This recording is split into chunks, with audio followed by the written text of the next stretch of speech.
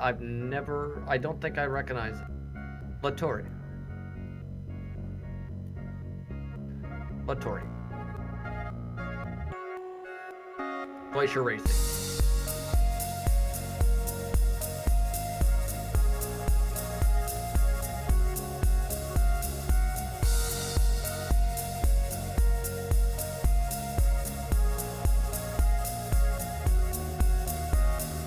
Plus the championship battle, plus the new teams for some of the championship contenders. Wow, look at the iRatings on these guys. Jeez.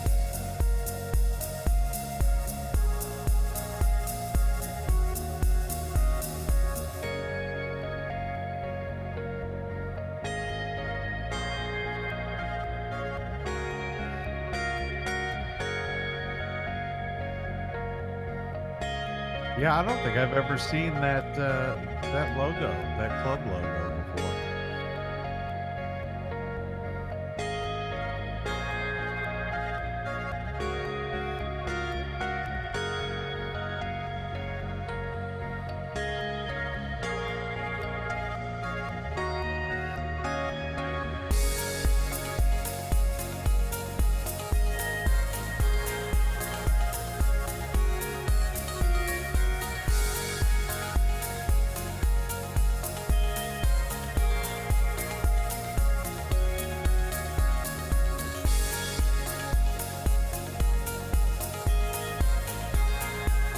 All 5 and 10s of those people.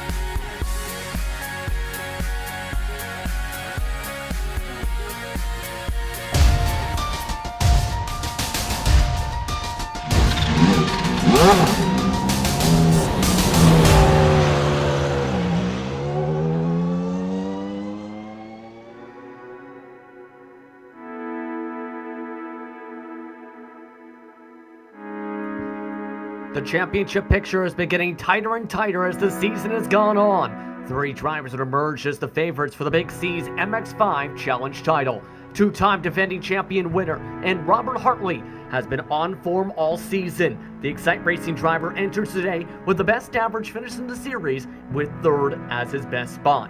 The Italian star, Marcel Pachtron, has been on a tear as of late as well, after victories early this season at Mount Panorama and Road America. While the newcomer Racine Fazuli leads the season in victories and looks to add to that this evening. Who will take control of the championship today in Canada? We're about to find out here on the Global SimRacing channel. Welcome everyone to today's edition of the GTR Countdown to Green, live from the virtual Canadian Tire Motorsport Park in Bowmanville, Ontario, Canada, for round 7 of Season 3 of the Big C's MX-5 Challenge.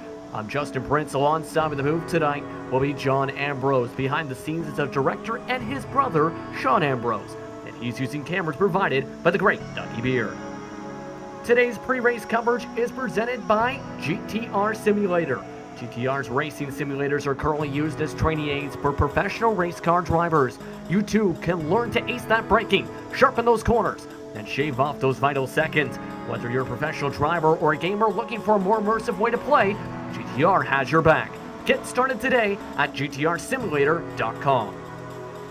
Now, John, this is a track with a lot of history in Canadian motorsports. It was the second ever purpose-built road course in the entire country back in 1961 and actually hosted the Formula One Canadian Grand Prix 8 times in the 1960s and 70s. Today, it stands as a fan favorite whether you're a fan of stock car racing with NASCAR or for road course endurance racing. What can you tell us about Canadian Tire Motorsport Park? Well, speaking of NASCAR and road racing in general, quick shout out to Ron Fellows, who's watching us this evening. Many of you know Ron Fellows from the IMSA series and also shoeing in the NASCAR drivers back in the early 2000s. But we are here in Bowmanville, Ontario, Canada. You mentioned this track, the history behind it. Let's also mention the fact that this track is wore out. It has very little grip. Now that may mean something to these Mazdas. We'll just have to wait and see as I'm coming in here kind of last minute. This track, though, 10 turns total. It is famed for the Andretti straightaways, the S's, the Quebec corner, the Moss corner. So these guys will have an interesting race, to say the least, tonight, Justin. Absolutely, and we'll have to take a look and see at your GSRC lap guide to find out the best way to get around this very fast and very complex track.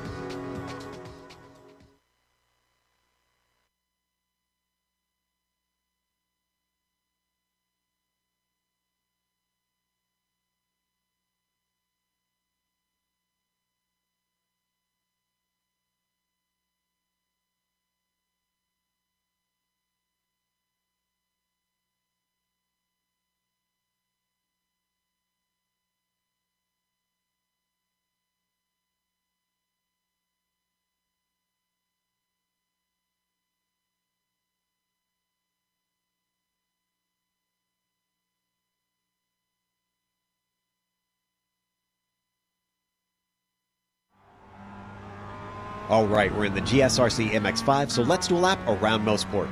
Turn 1 doesn't require any braking, just a lift on entry and then you're feathering your way around it.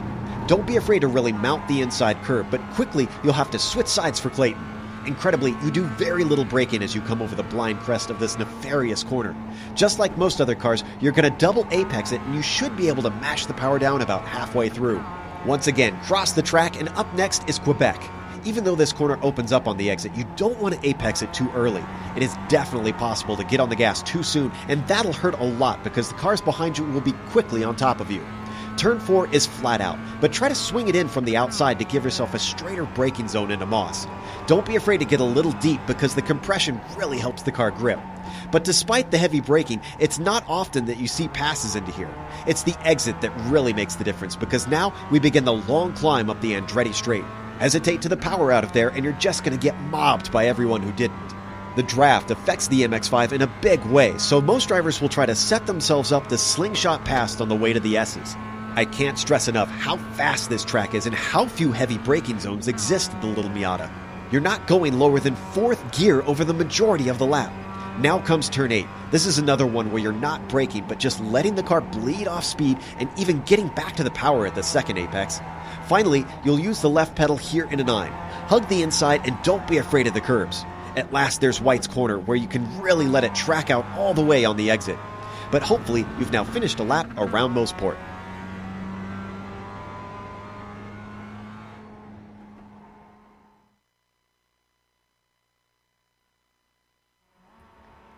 That was a look at your GSRC lap guide to find out how to get around the great Canadian Tire Motorsport Park. Of course, coming into today, it was referred to in the intro, the tightness of the Drivers' Championship. And Robert Hartley is on top of those standings, entering this evening's action with a 111-point total on the season. You see some of those totals up on your screen. In fact, right now, this does indeed, those were the overall totals. This does in fact counter on screen the drop weeks as well, as indicated with the drops. 103 with the drop counted though would put Pagenaud on top of the standings, with Fazuli just 6 points back with the drop counted in. Hartley would be third, with Hawkin and Fernandez rounding out the top 5. Once again, that does account for 2 drops essentially, as noted just above Pagenaud's points totals. So that makes things interesting for the championship. Hartley, without the drops, would be on top of the championship for reference sake here in Season 3, entering the 7th round. But of course, John, as the championship progresses, there's a lot to talk about. There is a change, though, with the race details that we're about to go over here, John. Yeah, we just found out from the director that they've instituted a 20-point incident cap. That's going to be pretty tough for these guys, especially around turn 10 there, coming on the straightaway to the start-finish line. We are here, round 7 of 10. This race length will be 40 minutes. There will be 1 pit stop required. The setups on these Mazdas are fixed. It's the baseline setup. The top 15 finishers score points, and they also get 2 fast repairs if they so choose to get that. So, Justin, that's going to kind of lead us into the stories of the race and those fast repairs. What can you tell us?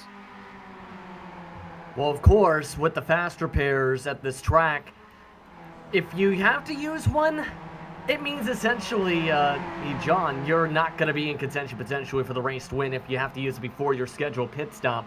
But again, it's going to be interesting to see who's going to make it around here today. But again, the fuel limit, remember, is 3.3 gallons or 12.5 liters in total, which requires that pit stop. But we were talking about this in the intro. You mentioned the fame of the Mario Andretti straightaway. That looks to be one of the best places to draft and pass, if not the best place on the entire circuit today. Yeah, we also got the craziness of the White's corners. You had mentioned off air, Justin, that some of the team changes, not familiar with any of these drivers really, so I'll kind of let you talk about that some, if you will. Indeed, that's a lot to talk about as you look at some of the drivers qualifying, such as Robert Hartley. In fact, the main change involves 4 of your championship contenders, as seen with the points. Pagenaud, Fazuli, and Hawkin all this week joined Thrustmaster Movado Racing, one of the top road course racing organizations in all of iRacing. They're now part of their program in their MX-5s. We also seen 2 other drivers start their own team. Miroslav Natalchik and Jaroslav Sabala both started off their own organization called Atlas Esport Team in their blue and black machine. So 2 different new teams taking the grid. And the biggest news out of the course, Thrustmaster Movado, you have to say, one of the best organizations, to be honest, in all of iRacing. One of the crown jewel organizations that has been competing for some of the top road coursing events in all of iRacing for years. Yeah, that name is synonymous with iRacing as well as other forms of racing, so that's some really big news there. Again, as mentioned, the air drivers with Atlantis Esport Team entering today's race and starting their own organization, which brings up an air conversation point of drivers wanting to work together here.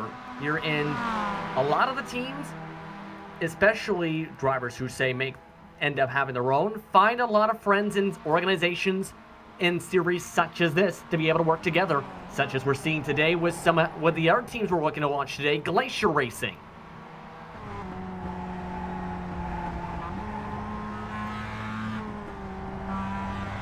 And Sean had mentioned how the strength of the 2 drivers that we're seeing for Glacier Racing that are in this qualifying group you're seeing up in your screen now before today. Yeah, strong field. Just impressed by all these countries being represented here and the extremely high I rating. You talked about the teammates. I think one thing that we can't forget, Justin, is, we talked about that mandatory pit stop. At one point, do they pit? The big thing for these guys that they're going to have to worry about is these cars coming around at turn 1 and the guys coming off of pit lane. We're going to have to merge right when you come over to that blind off-camber turn 2. So hopefully that doesn't become a point of interest for replays, but it also has to be something considered for concern. Indeed, you can also see the Thrustmaster and Vinyl drivers working together in this qualifying group. One thing to note, we like to apologize again for the points graphic for any potential mistakes on that front with the championship getting close. And again, these three drivers involved here. But you mentioned, of course, some of the danger spots. White's Corner has also been a major spot, especially on the last laps of the NASCAR Gander Outdoors Truck Series events there. A majority of the times that we have seen contact heading to the final corner on that side of the road course racing here in real life. Yeah, and most of the times, Justin, it's like a silhouette of spinning. You know, the one car tries to get on the crossover the inside, causes the car on the outside to spin, but inevitably it seems that both cars spin, and it's the guy in third that goes on to take the checkered. And I'm curious to see if we see that possibility here today, especially with drivers that might be trying to stretch fuel to that edge of the track. By the way, as we've been seeing, qualifying currently underway with 2 minutes and 20 seconds left to go on the clock. Again, board on the left side of your screen, Brandon Hawken currently on the provisional pole with a 1:31.9. That was faster than anyone else had in practice by more than a few tenths. Marcel Paginot, Robert Hartley, Racine Fazuli, and Yam Domales Torres round out the top five. Again, with one of the drivers we were looking at, Glacier Racing's Latore, rounding out the top 6 positions. You see some of those drivers working again with the draft, which again, as we've seen throughout the season, and tracks especially such as this one. We even seen at Road America when we called that race a few weeks ago. Drafting is important, and we see a lot of teammates in these cases work together to help their fellow teammate be a higher up in the grid. Yeah, and then that's the nice thing about having a team or teammates is you get to have that ability, especially when you come down to the final few races of this season for these guys. You know, it's a matter of some of the drivers taking off their gloves and letting their teammates get a better starting position, but ultimately helping all together as one group during the race, as we see the 3 Thrustmaster cars here go out of 2. And you see they're also trying to follow in some of the other drivers. Excite Racing currently having Robert Hartley as part of a drafting group, seeing Jonas Seeger, Rodrigo Capoletto, Jordan Robinson amongst the drivers behind that. He had been trying to keep up with a couple fellow competitors amongst that group. Torres currently trying to up his time, currently inside the top 5, and that's not going to improve the time. That's going to mow the grass instead, so throw the time out for the high-speed simulator sponsored machine. Yeah, we mentioned the 20-point incident cap, Justin. I'm new to this league, but I would think, especially qualifying, obviously you can't have an incident or the lap's not counted, but turn 10 is going to be, out of White's Corner. That's going to be the key spot for these guys to possibly get that off-track incident. Yeah, because it's so easy to go and carry too much speed out of that part of the racetrack, as well as in Moss Corner, where it's a 2-part corner essentially, and there's already a bunch of dirt that's been exposed essentially on this version of the racetrack. There could be a potential possibility we see a couple DQs potentially from incident point. At this point, we're also seeing Robert Hartley drive on the racetrack as we're in the final 2 minutes of the session. Drivers are closing in on the final grouping. Only a few drivers have a chance to finish their qualifying lap, about 6 or 7 in total. Again, they're working to set up the SimRacing Studios starting grid. Want to enhance your SimRacing experience but don't feel like spending hours doing it? SimRacing Studio creates a plug-in race SimRacing accessories and software system to enhance your experience without any DIY effort. Go to simracingstudio.com for more information. And again, some of the last of those drivers just coming across the stripe right now with about a minute plus to spare up on the board. You see some of them already slowing down and getting off the accelerator. Again, checker flag is up on the session. These drivers, again, finishing up their lap times essentially and/or already done their lap times at this point. So right now it's looking like Hawken, Fazuli, and Paginon with their brand new team are in the best shape out of the entire field so far. 1, 2, 3 provisionally. for Thrustmaster Movano in their first, with the drivers a part of the team for the first race in this series, specifically, I should say. Yeah, I'm watching Hartley here. Here's an incident, or here's a part where, you know, it'd be nice to have a teammate in front of Robert Hartley who's trying to do this independently and all by himself. So he's actually turning some great lap times considering he's by himself. Yeah, but that's one of the main things when it comes to Hartley when you think about it. The consistency. He has been one of, again, the most consistent finishers. Top 3 finish average on the season. Top 3 starting average on the season. He's currently provisionally in the 4th spot and actually will potentially catch Jordan Robinson for some draft instead. Alexa ducking in the pits again. They were on the last moments of qualifying. And now it's all time to look at your starting grid as it's all locked up for a 1-2-3 for Brandon Hawken, Steve Fazzulli, and Marcel Pagnon for Thrustmaster Movano on the SimRacing Studios starting grid. Robert Hartley starts in 4th, while rounding out the top 5 will be Torres. Starting in the 6th spot this evening will be Glacier Racing's Lattori, with Jack Ashton in 7th spot. Jonas Seeger starts 8th, with a fellow Finn for Glacier Racing of Joni Hagner starts in 9th. Fabio Gunlimon rounds out the top 10 positions, John. All right, here we go with my English, which is my 4th language here. Starting in 11th is Jaroslav Sabula. Clifford Eben starting 12th. Jordan Robinson starting 13th. On the outside of him is Pal Semenik. 15th, Mackenzie Grintz. 16th, Christian Lindroff. Rafael Bonifacio, 17th. Rodrigo Capolito in 18th. Nick Carty in 19th. And Miroslav Nostalzek in 20th. Alex Moss will start 21st with Kadiri in 22nd spot. Doan 23rd, Rasmussen 24th, Apaldine 25th, with Slaviak in the 26th spot. Rachel Williams in the 851 Racing Machine starts 27th, Peter Volstro 28th, with Brian Zabolski 29th, rounding out the top 30. Michael Valls, rest of the grid, 1 error driver reported time, and it was Prem with the 134.4. Fernandez starting at the back of the grid, yet to get in the server though, along with McNally. 31 drivers looking like they'll make it in time for the green lights. Engines are revving up on the grid. Cars are running. Green flag is out. We're racing at Canadian Tire Motorsport Park. And a 3-wide move to start off the race. Marcel Pagnon gets by both Hartley and his own teammate, heading into turn 1 as they approach Clayton Corner. Hartley with a good start there as they come down off of 2. To see how quickly these guys can get single file here. Already side-by-side racing for 6th place between one of the Excite Racing Machines of Ashton and Lattori. Ashton able to move on by in the backdrop, but the top 4 have already gotten about 6 or 7 car lengths nearly away from 5th on back. That group involves the 3 Thrustmaster Movano machines and Excite Racing's wedged in the middle of it, charging hard into Moss though. Multiple drivers trying to set it 2-3 wide.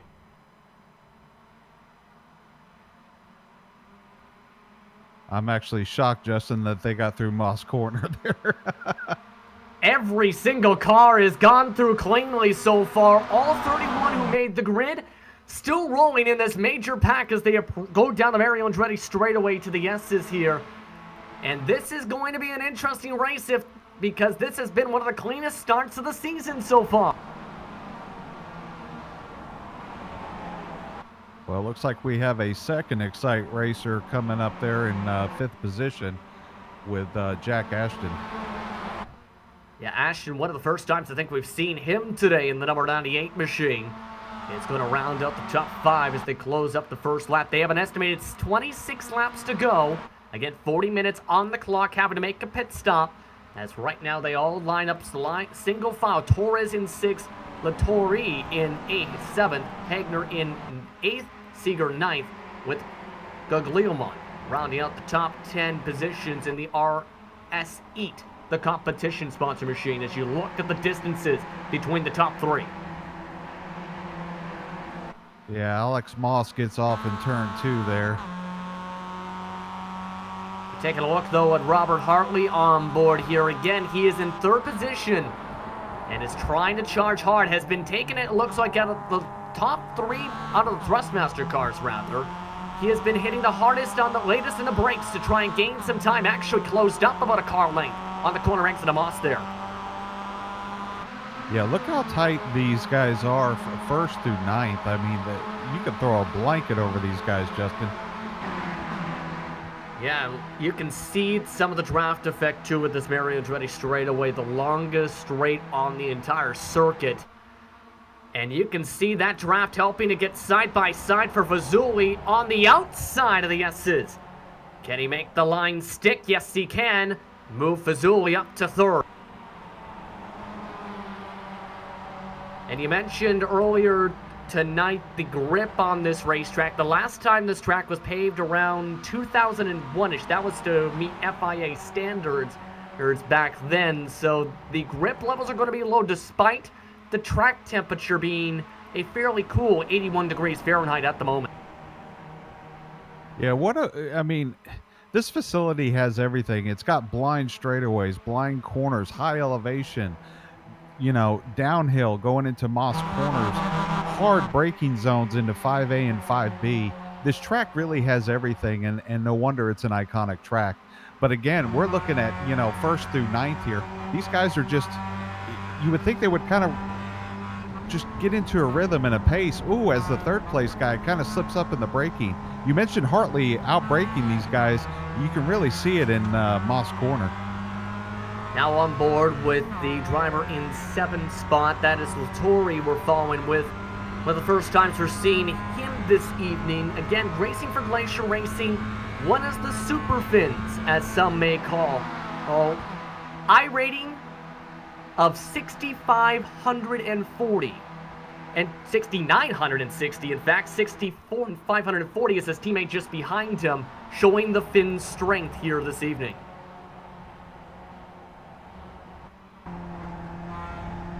We're taking a look at Joni Hagner, or again, he's also one of the drivers to watch on this iRacing service, especially in the road courses in these type of series, Sean.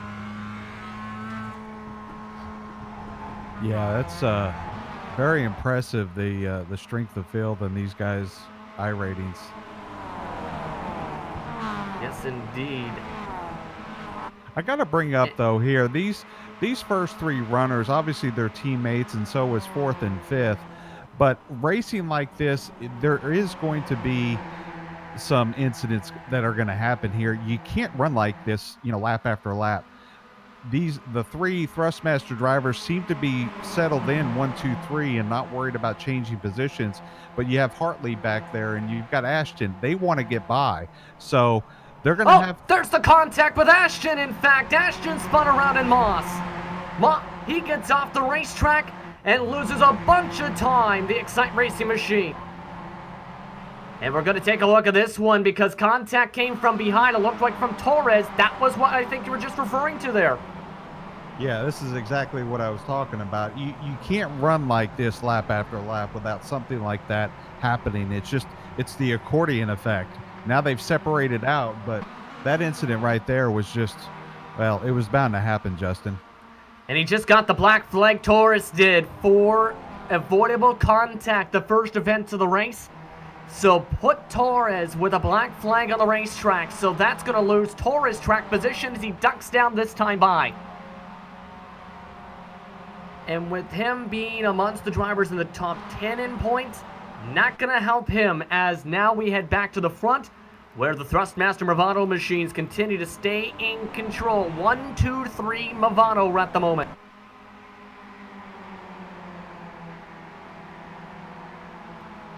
And with all of that just happened behind, that's also allowed Hartley to stay with the draft, but has broken up the group from what was about 9 cars to about 4. A second black flag has just been given to Miroslav Natalchik this time with contact with the 169 machine. That was with Capoletto, who had to go down to the pit lane, it looks like, in the early going to this race. He is also down in the lane, in fact, in 28th. And we also have another car in the grass in the backdrop there. While they race side by side, Natasha, who has to serve the penalty.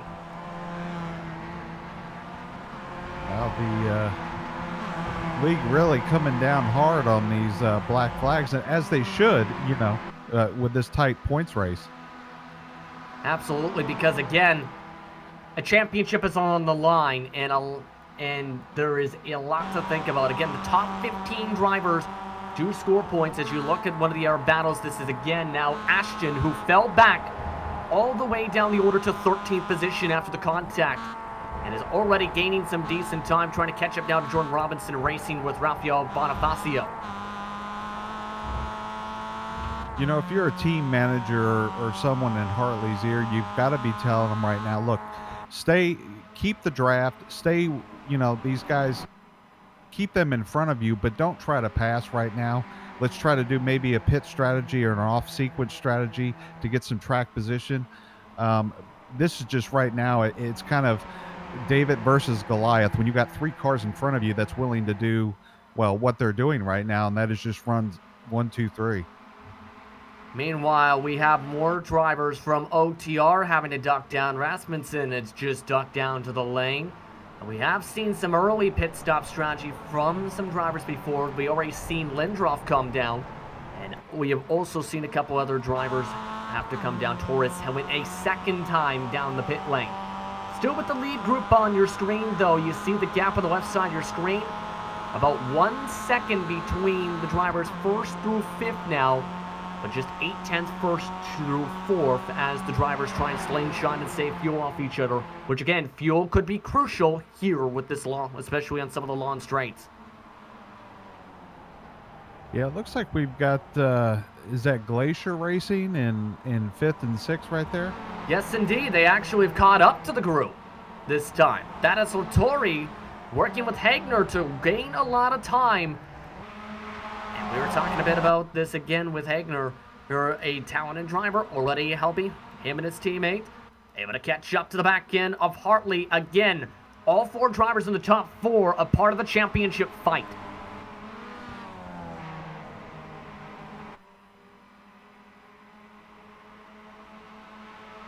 Meanwhile, as that's all shaping up in P9, things are, for the most part, looking calm. Thing is, how long? Clifford Eben is in that spot. And behind him, there's fighting with Semanik staying single file and Zabala trying to move up. The man they've been passing, though, the 723, Gigliomon. He's dropped a multiple spots after having a bad run on the exit of turn 1 this time by. Yeah, I'm looking back here in 13th with Jack Ashton. Obviously, had that incident there in Moss Corner. He is in 13th position now. He's actually coming up through the field quite well, Justin. Yeah, we're looking again at Ashton, again with the purple roll bars for Excite Racing. But as that's been going on with him trying to close time, Fazuli has decided it's time to take the lead. Drafts on by Brandon Hotkin to get up to the point for the first time today. And Fazoli's been one of the top drivers again this season. League leader and wins in Season 3 with 3 victories on the trot. And is now looking to try and find a way to get a 4th. And has also then, though, been, in my opinion, John, one of the interesting drivers where it's been a balance of aggression and making passes. He's not afraid to be too aggressive, but somehow finds a way to make it work. Yeah, well, you do that long enough in a series like this. Obviously, the 7 of 10 race here. People remember that, and obviously, if you're fighting for points, you really don't want to get mixed up in it this early on in the race. And I say early on. They have just a little bit over 28 minutes left to go. But, you got to kind of pick and choose your battles and when to do that as well. Speaking of battles, P18 is also seeing things shape up a touch. That is where Kadiri is at the moment. Kernitz, I should say, pardon me there. As well as one driver again that is one of the fan favorites amongst the drivers. Fighting, in fact, with Fernandez in the backdrop is Rachel Williams. Again, drives for A51 Racing, as mentioned, and actually sponsored by Rogers A51, referring to, I believe, Aaron Rodgers in terms of the iRacing streamer. who is currently having a strong run, +7 on the field.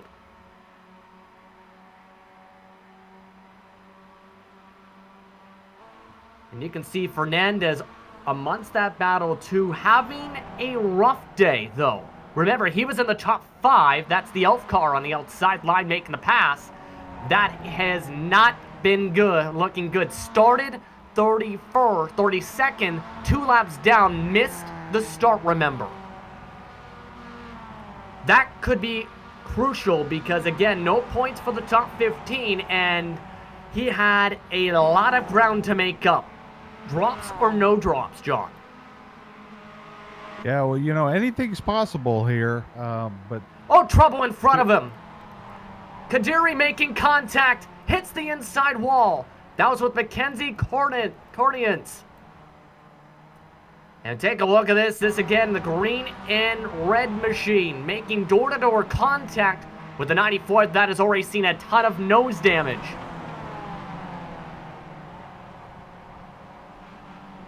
Thoughts, John? Well, maybe there was some of that Motul oil going down in there. But he looked like he had previous damage on the right side there. Yeah, that's a tough corner, off camber, high speed and blind. Just a rough recipe. Back up towards the race lead we go again, where the pack is down with 6 drivers in it. Second group is about 4 seconds back, led by Clifford Evan now. But again, as we're slowly approaching the halfway point of the race, you look at give the intervals on the right side of your screen quickly. These drivers, again, have to think about the potential strategy because Fazuli and Hawken have been leading a majority of the race so far, meaning they would burn much more fuel, meaning they might have to take a different pit strategy and be potentially a lap or less more, or more, I should say, less than the drivers around them potentially here, John. Yeah, you know, again, I don't mean to keep harping on this, but Hartley's out there by himself in all intent and purposes. I mean, he's got the 2 Glacier drivers behind him. He's going to have to make a strategy with one of these teams for him in order to keep that draft on this track here. On board with Hartley, and we've seen him do some strategy before and have some major drives too. Again, though, remember just a couple weeks ago, it was at Road America where Fazuli jumped off the hill and actually hit the side end of Hartley. Actually made the not-so-top 10 for iRacing in this past week for that particular incident. Hartley, though, recovered, remember, to a top 5 finish on that drive, even with the contact lost. Yeah, I think you referenced the, or maybe the director, but it was the Dukes of Hazzard move there going into the fake pit lane there. Indeed. Meanwhile, looks like Fazuli overruns the corner through whites, opens up the inside for Brandon Hawken. Hawken says, "Thank you very much, teammate," takes the spot. Lead change once more, back to the front is the 99.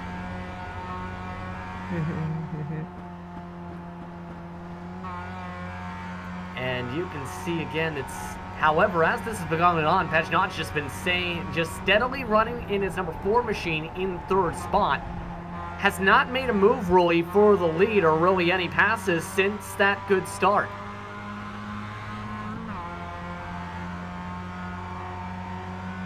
Look at the backdrop again, where Fazuli trying to go for a bit of a boat draft again. That does save a bit of fuel as they hard charge their way into the first part of Moss. Again, Moss is an interesting corner we've been talking about a little bit.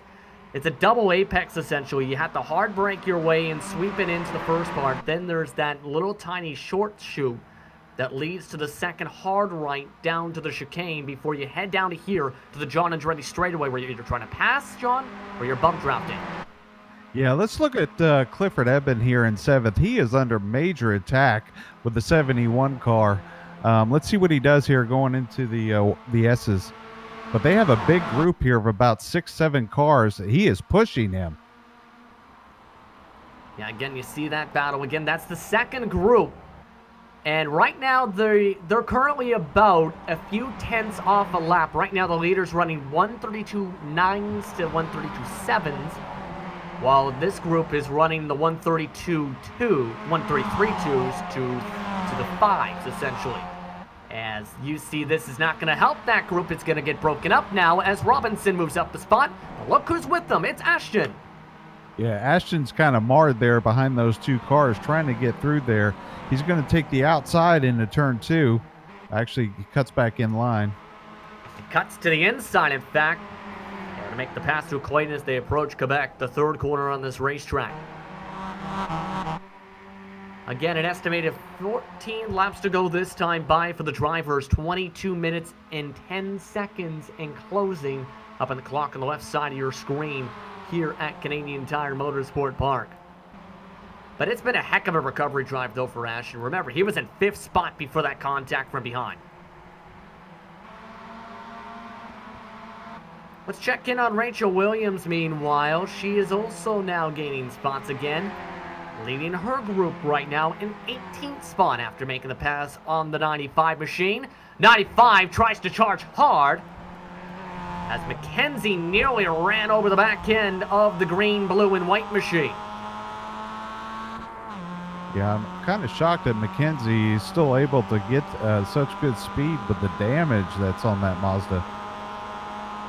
But you can see a little bit that it's affecting, it looks like, at least to me, the ability to suck back in the driver in front. Again, not the most aerodynamic to not have a very destroyed front and back end. Yeah, you definitely need that suck.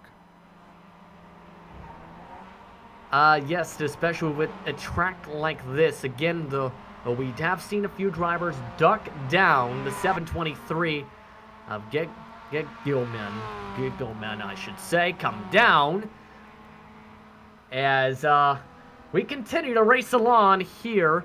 Seeger looks like having some towards the front. Let's go, actually, as we get our focus back together. Huckins still leads the group.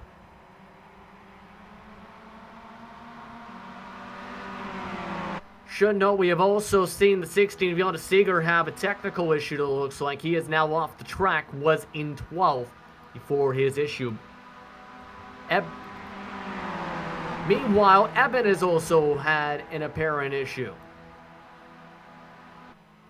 Gonna have to take a look at this one with Eben because he was in a battle with Semanek, but is no longer on the racetrack. Again, take a look at the Ashbury Motorsports machine in the 55 as he was fighting for position.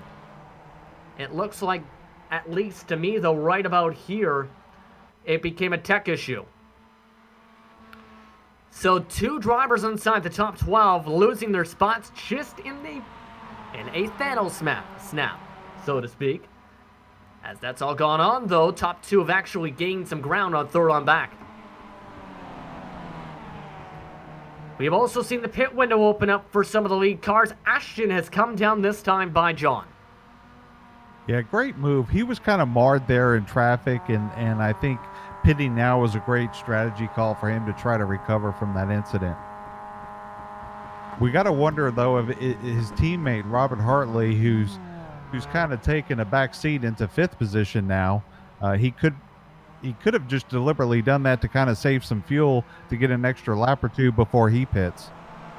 I think that might be the call, actually, potentially, because if drivers are ducking down now, you're going to have a lot of miles and laps to go around them. The total distance, again, on this racetrack is 2.46 miles, which may sound on the shorter side for a road course, but as we've seen a few times this season, drivers have run out of fuel in the final corners to lose races.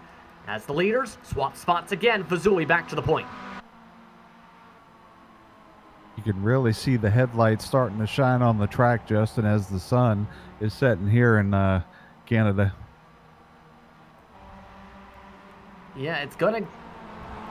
Currently, it's 8:18 local time for the drivers. Again, this is in the Eastern Time Zone here in Bowmanville, Ontario, with its very thrilling racetracks. No lights on this circuit. Rachel Williams, meanwhile, once the drivers still continue to move up, had moved up to about as high as 17th last time in the scoring pylon. He's making some passes now again. Let's take a look at the last pass. Currently up to 13th with some of the drivers pitting down the lane here, John. So Rachel is still on the move. Yeah, what a great evening for her. She's up 14 spots. And you see this on the outside. Again, that was the damaged machine we were looking at before, I believe the 95.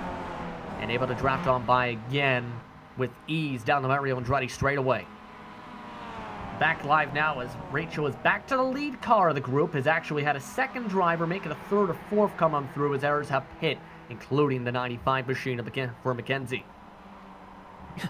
I'm kind of watching Jack Ashton right now on track. Obviously, he just pitted with a 34.6 second pit stop. He's got the track to himself. His laps were in the 135s when he was marred with the other cars. We'll kind of see here and watch him and see what kind of lap times he can turn now that he's got the track to himself. Currently, you have about 25 cars still on track, make it 26 with Fernandez a few laps down. But right now, once the drivers have to keep an eye, Lindroff again and also tried a different strategy. Currently also in the 133s. P7 also heating up before they duck down to the lane. That cools down as the Canada Post machine ducks down to Robinson. But Sabala having a decent run for his new organization here today.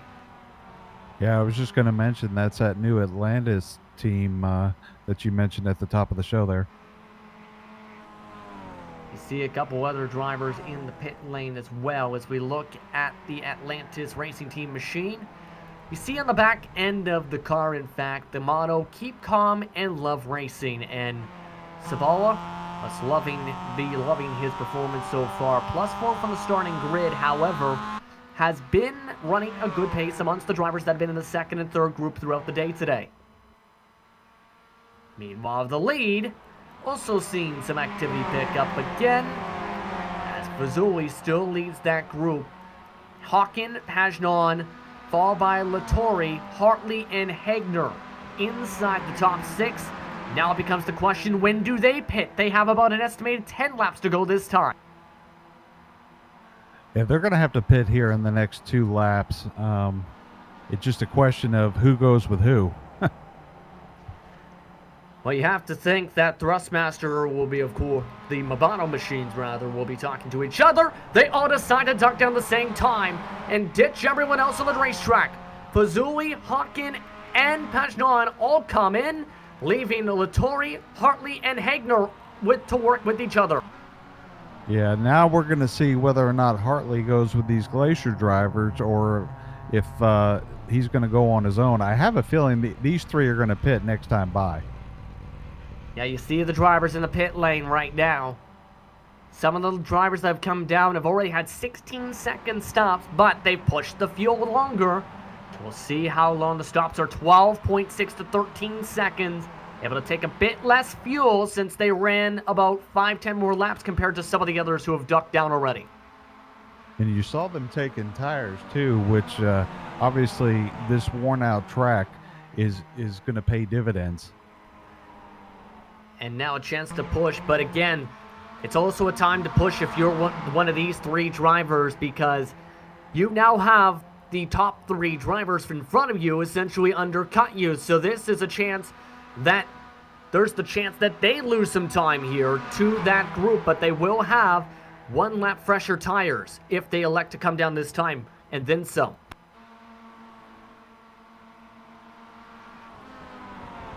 So we'll have to see if Glacier Racing and the Excite Racing machine in the middle decides to come down. It looks like Robert, at this point, has to be working with the Finns at this point.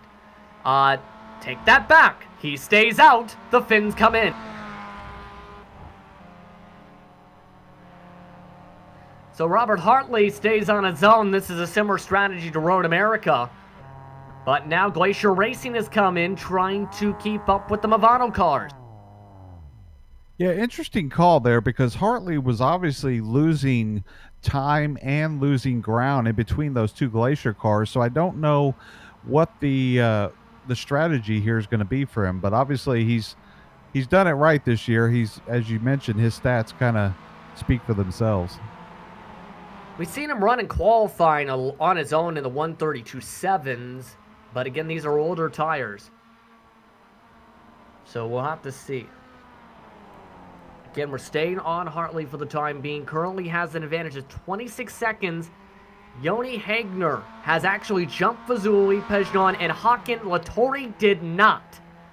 So that is the gap again. The pit delta's been 31 seconds on average for everyone else.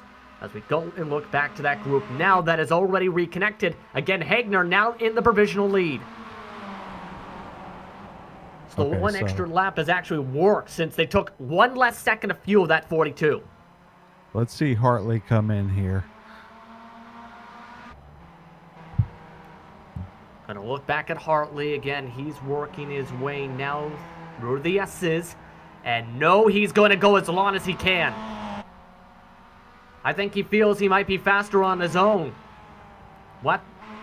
Taking a look at the time as across the stripe, 1:32.6. That was one of his fastest of the day.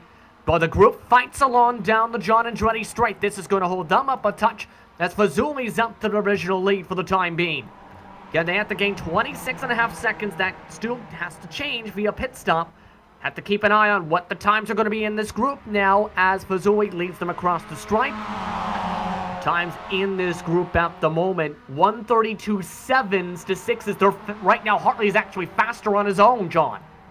Yeah, and you got to wonder here, okay, those guys took tires. Does Hartley come in and just get a splash of fuel and finish this thing and have the track position? I think so.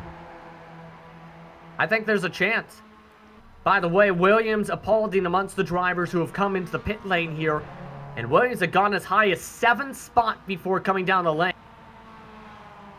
One of the first times I believe we've actually seen Williams has been looking good. Hartley, meanwhile, look back at him. Again, gaining a touch bit of time, but again, has to come in eventually. Actually has a car behind him and Peter Volstroll that might eventually catch up if they get some luck. Has also Brian Sabalski in front in terms of lap traffic. Let's see if Hartley comes down. He's ran 18 and a half plus laps. He's coming in. He's in. Robert Hartley is in the pits now. Let's see if he just takes that fuel, Justin.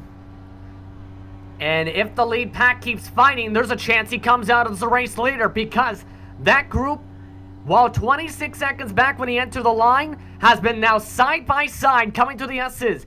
Fazuli was able to shed off Hagner as Hartley gets ready to stop in his stall.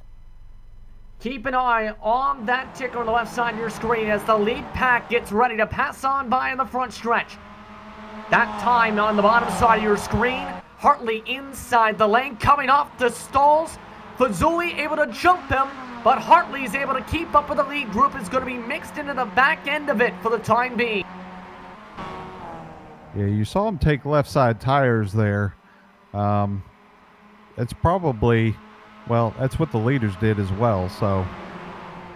Thing is, though, he actually had one of the longer stops of the lead group, a 12.9 second stop. So he drops down to 6th. The thing is, though, he might have a little less fuel in the tank compared to a couple of the drivers now in this grouping. Again, in the lead now, Racine Fazuli by 3 car lengths. Joni Hagner in 2nd, Marcel Pejnon 3rd, Hakan, Lattori getting sandwiched by Hartley. Hartley hits the back end of Lattori as that pushes him into Hakan. Hakan avoids damage. Lattori avoids some front-end nose damage, but Hakan is getting some. But Hartley, however, does have damage. There's that late braking we were seeing before from Hartley, John. Pushed in the front nose a touch. Yeah, let's watch it on the replay here, Justin. You talked about it here in Moss Corner, just a accordion, bam, right into the back of that car.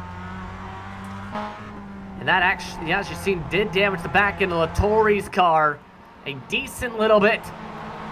But now that's going to make it a little bit more interesting. There's 6 estimated laps to go for these drivers.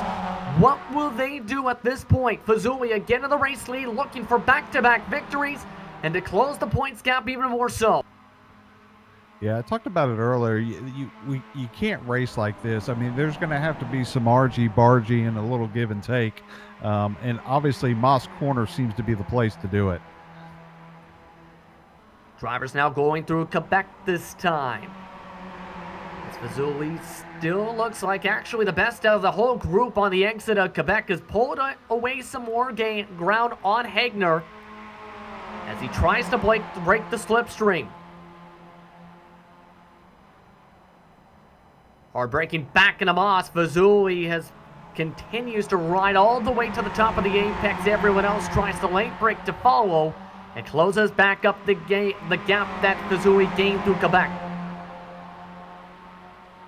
Yeah, Hartley kind of broke differently that time, and it was a good thing because he got the launch out of 5B into 5C there, and you could see him tight on the rear of that Glacier car. You see Hartley wanting to make a pass, while Pagenaud also making a pass up in front. Hartley fighting side by side. That's for P5, still on the outside of the S's. Well, for second spot up in front, Pagenaud still fighting side by side with the Air Glacier Racing car of Hagner. Hartley able to get on by, forcing Latoria into a mistake, while Pagenaud still side by side for the second spot. Hagner trying to hold on, while the other Movano machine of Huckin tries to follow suit on the outside line of one. Yeah, Hartley's loving this right now. You almost got him 3 wide going into 2, and that just is not going to work. Pagenaud able to clear on by, but Hawkins still fighting hard with Hagner. Able to clear on by, but that's allowed Hartley to close on in. The Glacier Racing machine, meanwhile, sends a dive bomb of H's underneath, able to get the spot back for third. Yeah, great job by Hagner. Watch Hartley here on the inside of Moss. He's got the preferred line. He'll outbrake and try to get by. But the door was closed on him there. Hagner actually slammed it tight with the early break. Hawkin nearly tapped the back end as Hartley uses the grass to get around a slight touch. One of the couple incident points Hartley has actually had all day today.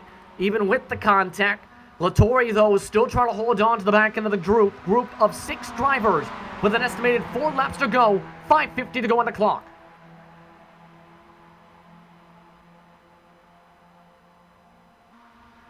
Pagenaud currently holding on to the second spot. Again, you see, though, Hawkin trying to ride hard on the bottom side of the first part of the S.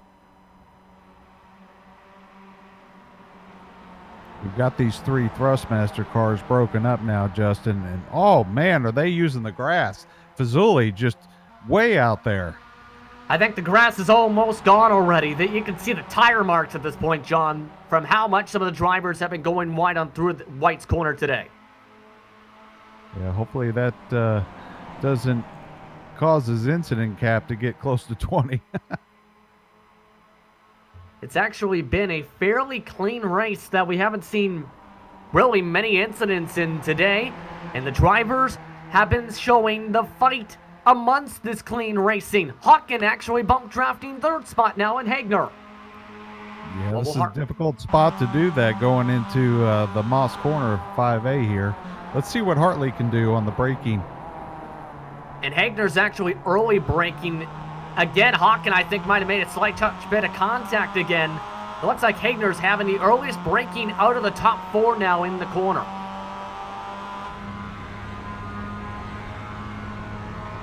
Look now back towards the rear end of Hagner, towards Hawkin, as Hawkin still can't get a run to make a move quite yet.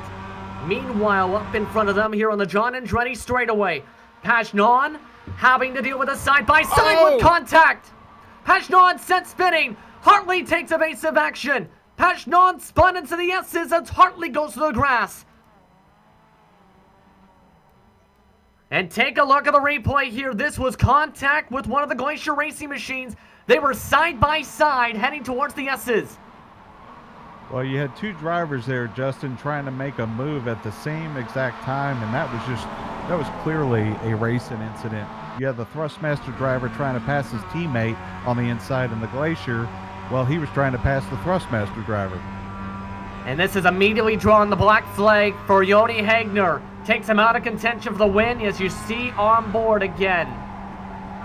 You see the evasive action from his own teammate as the cars went to the left side of the racetrack. So Hagner out of contention in the 42. Hartley also having trouble into the grass that time, has also lost the lead draft. This was through Quebec, John. Yeah, well, I'm going to go back to that incident. I don't agree with that call. I think that was clearly a racing incident amongst 2 drivers. But yeah, we see Hartley here. You know, he's lost that rhythm. He did an excellent job avoiding that spin in front of him. going into the S's the lap before. So Hartley is now more than 2 seconds behind the race leaders, as Fazuli is in the lead, Lattori in second. Hagner still has to serve a penalty with two laps to go this time by. Hocken also in this group. So the 42 machine electing not to take the penalty this time by is actually holding up Hocken a little bit for Thrustmaster Mabano.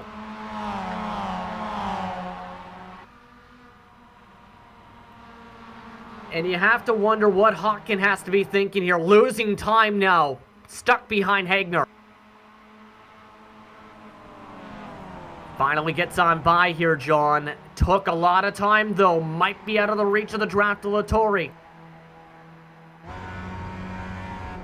We'll take on an on-board with the driver again. Still has to serve a penalty for Glacier Racing. Yoni Hagner. Currently fourth on the track, but again has to serve a penalty. yeah, an unfortunate penalty again. Don't know that I agree with it. These guys don't drive from the above the car; they drive from within inside the car. But he's putting the pressure. Ooh, there they go out of 5C. And they're still fighting. As this is gone on, Sematic and Ashton is also heated up for 6th spot. As you see them still trying to fight it out right now, that third group is about 13 seconds behind Robert Hartley, 16 seconds behind the race lead. But the white flag will come out this time by a minute to go on the clock, 1 estimated lap to go.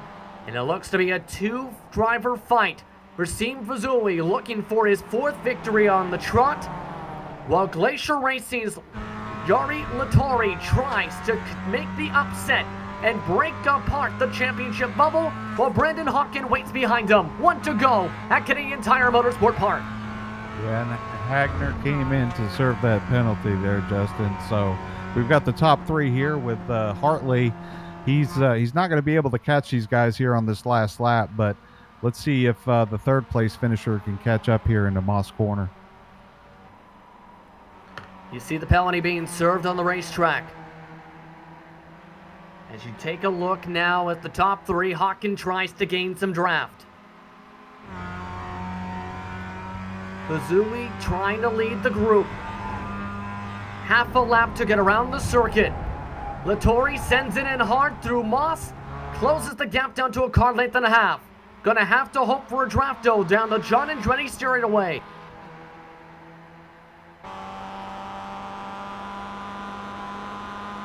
Looking on board from Fazuli. Has a decent advantage of more than 4/10 of a second. Looking for the 4th win on the season. One driver out of fuel. Lattori's out of fuel. The 765 out of the fight. Brandon Hocken moves up to 2nd spot. Can Hocken close in? Will Fazuli have enough time and enough fuel in the tank in the 15 machine? Out of White's corner they come. Checker flag up in the air. Fazuli running out of gas, but he'll make it in time. Checker flag. Rasim Fazuli wins it at Canadian Tire Motorsport Park. Hocken comes away 2nd, and Lattori coasts his way to a top 3. Meanwhile, behind them, the battle heats up for piece 5. Sematic able to hold on for a top 5, stealing away from Jack Ashton. What a great recovery from Ashton. Absolutely.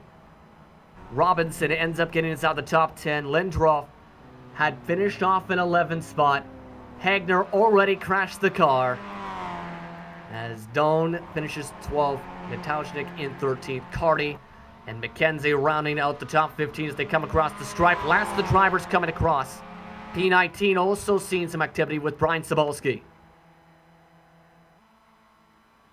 This is not for points. There on the outside. He's got the preferred line that he's going to go through turn 9 in the S's.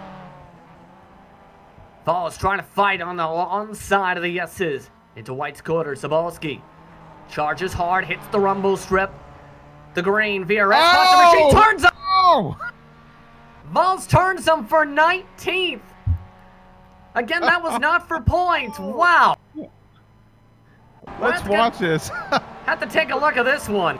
He tried to do the crossover there at a 10 and got the, the left rear. Well then, I don't even know what to say with that. So that was interesting, and that's a good cue to go to break. When we come back, we'll look at your full race results, again unofficial, as well as detail your post-race coverage on the Minus 273 post-race show, as well as take a look at the Turning Point presented by Turn Racing. You're watching the Big C's MX-5 Challenge, round number 7 from Canada.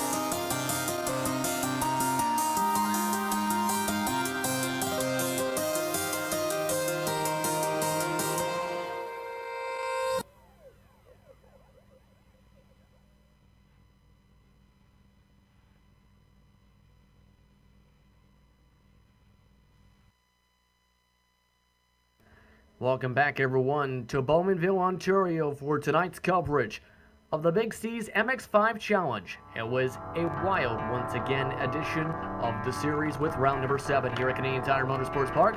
Let's take a look at the Turning Point presented by Turn Racing, where we've seen the championship picture completely flipped upside down. One of the top contenders in the championship was involved in an incident that ended up dropping them down. Pardon me, let's go straight to the race results. Pardon me. Fazuli, again, took the checker flag in that race by 1/10 of a second plus over his teammate Brendan Hawken. Lattori came away chugging on low fuel to a top 3. Hartley finished 4th. Semanek in the top 5 with Ashton Zabala. Hegner, after his black flag, recovered 8th, while Gigliomon finished off in 9th. Robinson rounded out the top 10. Christian Lindroff, who took a very early pit stop, able to come away in the OTR machine with an 11th place finish. Tristan Leon Dion finished off in 12th. Natalchniak finished off in 13th. Mackenzie's number 95 finished in 14th with Cardi and Apolldine rounding out the top 16. Cardi the last 18 points position. Mouse finished 17th, while Rasmussen in 18th spot. Michael Valls had contact with Brian Savalski coming to the checker flag out of White's corner. That helped him into an unofficial 19th position. Peter Volstroll in 20th, Brian Savalski in 21st.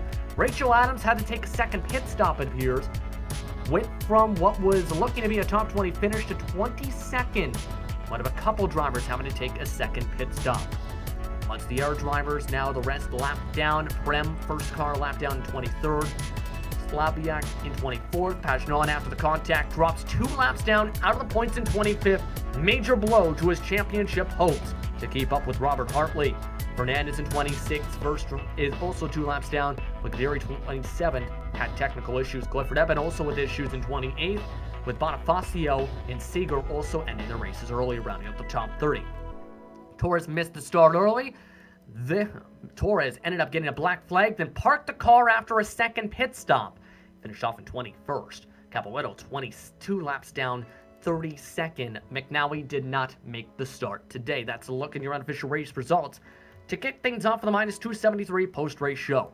But that again brings us towards the turning point presented by Turn Racing. Again, the championship picture, John, changed with that contact between Pagnon along with one of the Glacier Racing machines. Yeah, that's what an exciting race here. Didn't expect it at this track, but the draft played huge into this race and event, and actually the runs we saw and some of the passing we saw going through the S's there. And that's going to definitely hurt Pagnon when you think about it again, because he got within 8 points without the drops in the championship, was also amongst the top 3 with the drops factor in. That's going to definitely hurt in the long run. That was the look at the turning point presented by Turn Racing. Merge the gap between SimSport and Motorsport with Turn Racing. Turn carries a wide variety of steering wheels to suit any and all of your needs. For advanced sim racing wheels to practical street wheels, they will surely have something for you. Check them out at turnracing.com. We continue our coverage on the minus 273 post-race show with our race winner. Joining us in the broadcast booth, Razim Fazuli once again joins us here on GSRC, his 4th victory on the season, and in one that didn't come quite easy. Razim, talk us through what your perspective was coming towards the checker flag to win your 4th race on the trot. Hi. Yeah. This race was really a team effort. Joining the Movano Racing team, I knew that those guys would push hard work into each and every championship they do. So this championship, we set up the qualifying together. We all took roles. We got 1, 2, 3 locked in. And then the race went well as well. We communicated. We had our strategy, and that allows us to plow through the field. But it's really unfortunate for Marcello because of the contact that happened. From my point of view, was a battle of the draft, but I looked a little bit at the replay. We don't really have a nice angle, so I'm not really the one to say what happened, but it's really unfortunate. Yeah, unfortunate for your teammate. It looked like door-to-door contact from our angles again, but that you mentioned the communication. Now being a part of Movano Racing, one of the top organizations of all of iRacing esports, essentially. How else has joining that organization helped you especially with this championship fight and your driver development now in this past week or so? Well, now I have support. I have communication. More brains bring more knowledge, so I'm able to get feedback from them and give them feedback myself. Even during the race, we had feedbacks on our lines. We had feedbacks on how to take the racetrack, and we adjusted throughout the race to clock in some fast laps. So yeah, it's really helpful, and I'm looking forward to on my future with the Movano Racing team. And of course, you guys all work together throughout the day today. You're one of the drivers, though, that was also making some pretty bold passes once again. In fact, made a couple moves on the outside of the S's to gain some position.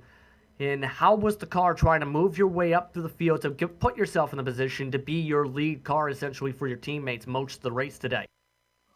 Well, on the overtake with my teammates, they were all planned. All the overtakes were planned, but the overtakes on the other opponents, it was really a question of going onto the outside, knowing that I had the inside later on. So it was making the best out of my outside lane, knowing my car, and then just taking it around the inside and gain the advantage on the straight afterwards.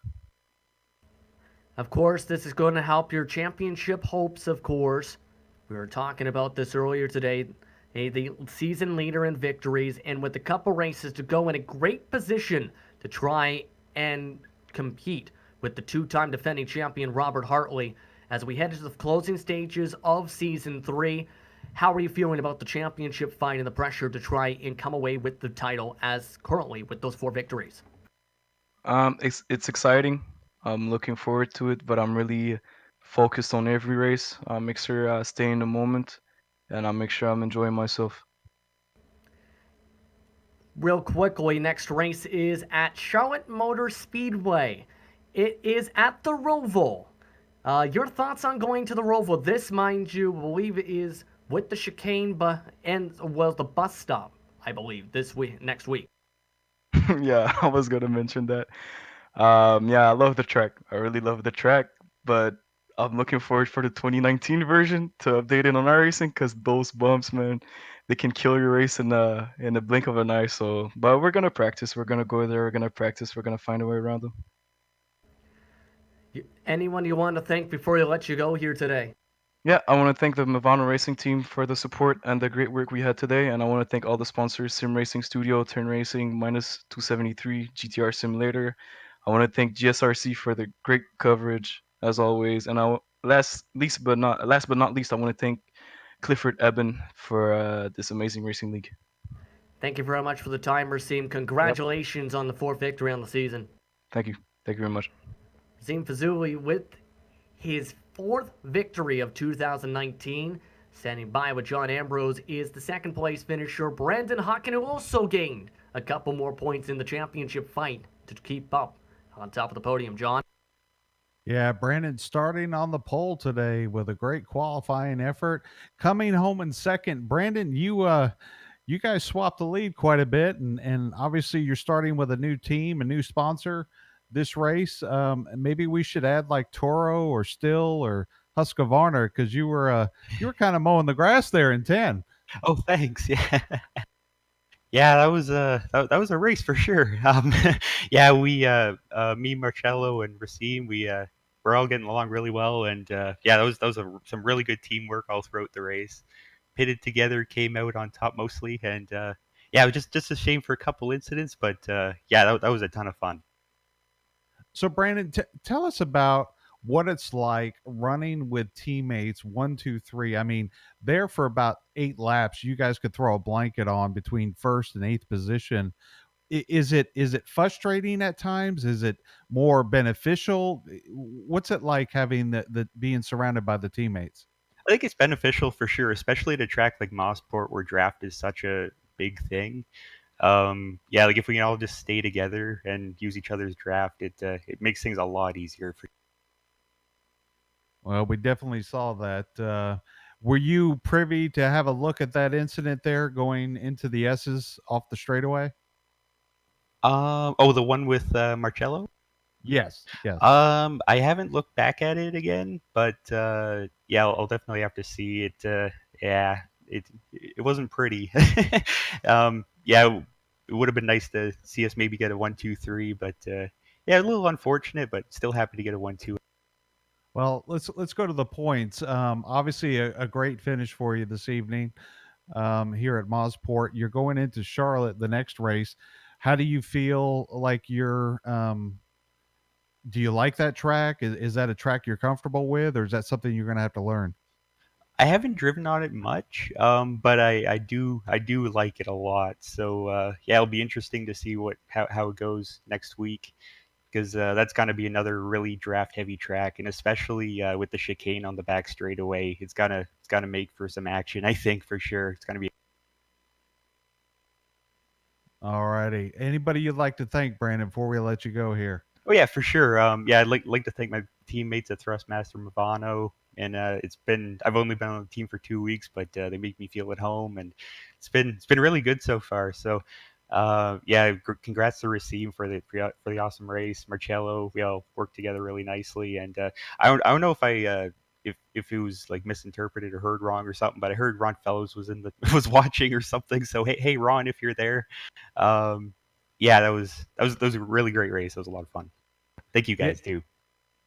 All righty. Yeah, Rom joined us early on. I don't know if he stuck around. I haven't looked at my phone, but Oh, that's awesome. yeah, good finish for you, and then congratulations on the new team. Thank you. Oh, and also, of course, thanks to Clifford for putting on the show every week. It's been a lot of fun. All righty. Justin, have you caught up with our third place finisher? Yes, indeed, that was Yori Latori that ended up making his way to a top 3 finish today. He now stands by with us here in the GSRC broadcast booth. Yari finishing off in the top 3. How are you feeling about your run today? One more liter. One more liter. In terms of fuel, well, what was going through your mind with the strategy call? Because you went with one of the lowest fuel totals in the top group. It was a completely fuel-saving race from the start. Both me and Hagner, were trying to save as much fuel as we could, and actually I took more than I was supposed. Hagner didn't take enough, so he did something. Well, for reference sake, you had about a 9/10 of a second slower stop than the Thrustmaster Bravano cars in terms of the fuel totals, but in terms of the racing as well, you and your teammate had worked your way up to the lead group. Your thoughts on your entire team effort essentially today for Glacier Racing today to get up to that lead group and be in contentional race? Well, I don't think there actually was a team effort. We just it was like a Sunday try for us, just saving fuel and then getting out of the pits. There wasn't actually regarding I kinda didn't even try to get past the guys because I was waiting for a crash, which eventually came. All I heard in TeamSpeak was Hagner saying, "I'm gonna try something," and then I see 2 cars going sideways. What?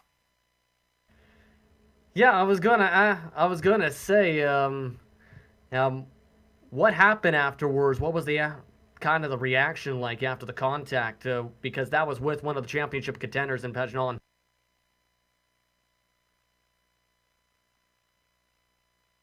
Latori? Yep, you cut out. I would to repeat my question again, and essentially, again that was with one of the championship contenders in Pagnon. What was kind of like the reaction like in terms of after that contact? Again, that was with Hagner actually making the contact with him. Well, the reaction was quite a large surprise, actually, to see that happen. Looking at the replay, I think the penalty Hagner got was wrong, but it's a sad cloud on the otherwise. Anyway, next race is at the Charlotte Roval. First off, will we be seeing you at the Charlotte Roval? And second, your thoughts on that racetrack if we do. If we do, it's not completely sure. My schedules are a bit mess, but the Charlotte Roval, the new one, I love the chicane. All I can say. Otherwise, it's like 4 corners, uh, like 4 corners that you take 2 corners as one. But the chicane is the one that's it's just complete pandemic. In terms of the backstretch? Or Draft lock. anyway, is there anyone you want to thank before I let you go? Hogno, for getting me into this race on all the stream teams and all. just keep up. Congratulations to the top 3, even with the fuel running out. Thank you. And that was Latoria with Glacier Racing coming away with the top 3. And again, we got the one side from the Glacier Racing side on the incident. We're going to play back the replay from up above on that incident. Again, involved the driver we now are standing by with Marcelo passing on. Marcelo, what was your perspective on that incident? My perspective, well, you received a black flag, so that's the perspective. It's always the same with newcomers. They show no respect for who is fighting for the championship, trying a very risky move and killing people. So Jordi Agner, that move was absolutely nonsense, stupid. Let me say. Interesting warning there, to say the very least. But and as well, though, it was one of your first races again with Thrustmaster Movano today, and your team had a good collective effort. It was talked about, the passes were planned out and calculated. Your thoughts on now? How much of a help was it to now be part of the organization with Movano?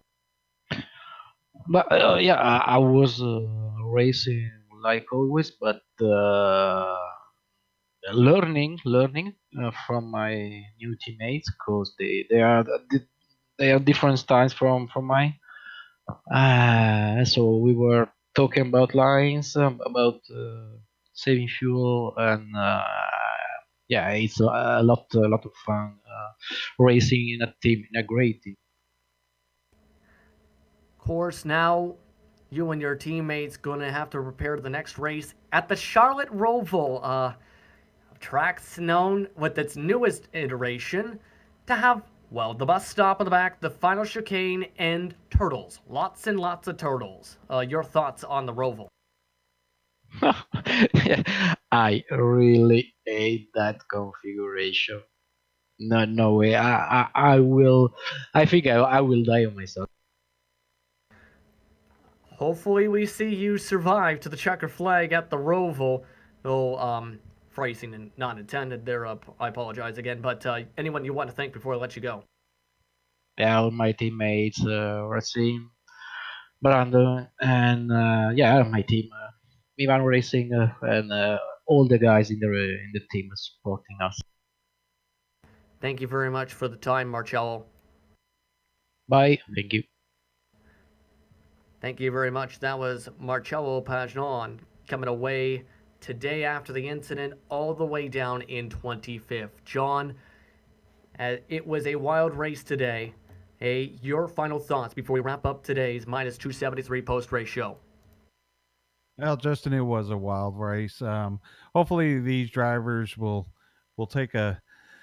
have a nice drink, kind of cool down a little bit, and maybe go back and watch that replay. I understand the championship's on the line, but I think again that was just close racing. No one really drives from the helicopter, so tough night for some of these guys. Great finish between Fuzui and Hawken. Kind of started it up front, finished up front. I think that's probably what we'll see going into Charlotte. Thank you very much again. It's going to be interesting to see what we see at the Charlotte Roval. Either configuration, old or the new, going to see a lot of action. Again, this has been the minus 273 post-race show, whether it's on the real track or the virtual track. Minus 273 has one goal in mind to produce the best racing gloves to get the job done with unmatched comfort, durability, and style. The gloves will leave your old ones in the dust. Find out how they can help you, by visiting minus273.biz. But it's almost time to say goodbye here from beautiful Canada. We'd like to thank GTR Simulator once again, SimRacing Studio, Turn Racing, and as mentioned, minus 273 for sponsoring today's racing action, as well as the series title sponsor, Big C's. We'd also like to thank series organizer Clifford Eben, for organizing what has been an eventful season and series so far. Also like to thank the companies that provide the software and hardware for our broadcast listed here on your screen now. With additional thanks to Julie Long, who provides our wonderful music. See the screen for how to get a hold of more of her great work. Thanks to the team once again today of John and Sean. The Ambrose brothers doing great, mighty fine work today. If you'd like to find out more about GSRC, including the upcoming races, you can find out more at globalsimracingchannel.com. Or you can check out our social media on Twitter at GSR Channel, at Facebook at Global Sim Racing Channel as one word, or on Instagram at GSRC_Graham. Don't forget to also head over to our YouTube page and hit that big red subscribe button, as well as the notification bell, so you don't miss a moment here on the Global Sim Racing Channel. As mentioned, the next race on the schedule is at the Charlotte Roval. You can see that live from green flag to checker flag here on GSRC, starting at 4:30 p.m. Eastern Time. That should be a wild race, to say the very least. An interesting pit exit, an interesting amount of turtles depending on the configuration, and then some. Should be a wild race with a lot of potential drafting. We also have a lot of upcoming races also on the schedule for our series listed up on your screen. Be sure to check those out and mark them down in your calendar. But until next time, race clean, race hard, and we'll see you on the track.